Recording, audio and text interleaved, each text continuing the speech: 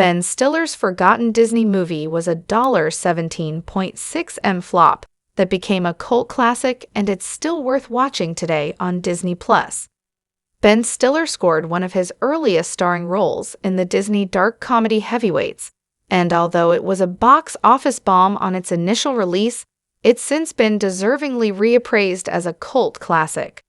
Throughout the 2000s, Stiller became one of the biggest comedy stars at the box office. As a member of the Frat Pack, alongside Will Ferrell, Jack Black, and Owen Wilson, Stiller played hilarious characters in such hit comedies as Meet the Parents, The Royal Tenenbaums, Along Came Polly, Starsky and Hutch, and Dodgeball, a true underdog story. And Stiller doesn't just star in great comedies. In some cases, he also writes and directs them. He directed and co-wrote Zoolander and Tropic Thunder, which have both become modern classics of the genre. But he's had his fair share of flops, too. Duplex, Envy, The Watch, Zoolander 2. Just 1 year after making his feature-length directorial debut with his relatable, generation-defining hit Reality Bites, Stiller starred in a much wackier movie that got panned by critics and bombed at the box office. But it's not nearly as bad as its reception would suggest. Ben Stiller's Heavyweights deserves its cult classic status.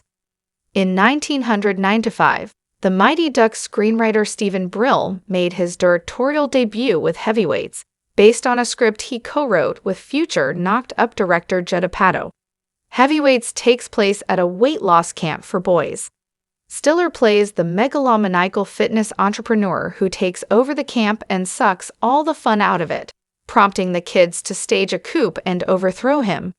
Heavyweights received mixed reviews from critics, with a perfectly polarized 50% score on Rotten Tomatoes, and it bombed at the box office on its original release, grossing just $17,689,177 via Box Office Mojo.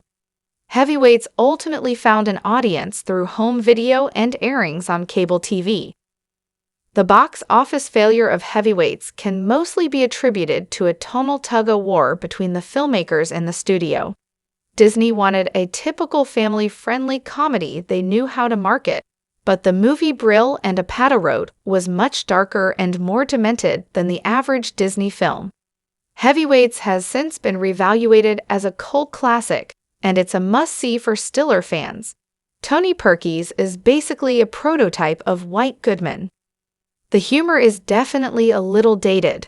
There are a lot of problematic jokes at the expense of plus-size children, but it's mostly a fun watch. Ben Stiller's career wasn't hurt by his Disney box office bomb.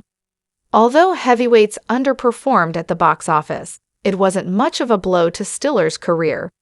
1 year later, he directed The Cable Guy, another pitch-black comedy that would go on to find a cult audience, and despite falling short of its star Jim Carrey's biggest successes, it still grossed over $100 million via Box Office Mojo. 2 years after that, Stiller played the lead role in the Farrelly Brothers' delightfully raunchy romantic comedy There's Something About Mary, which was a huge box office hit and has been praised as one of the best comedies ever made. Another 2 years after that, Stiller starred in Meet the Parents, which was another massive commercial success, big enough to launch a franchise. By that point, Stiller was a bona fide movie star who could get big crowds to come out to theaters just by having his name on a marquee. In the 25 years since then, Stiller has continued to work steadily.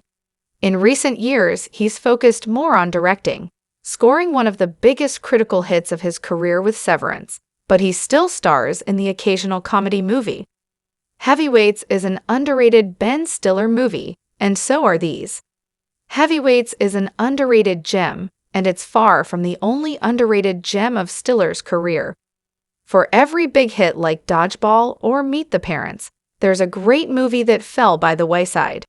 Stiller's remake of The Heartbreak Kid isn't quite as sharp or sophisticated as the Elaine May original, but it has some huge laughs, largely thanks to a scene-stealing Danny McBride. His adaptation of The Secret Life of Walter Mitty is a lot more moving and profound than the critics gave it credit for.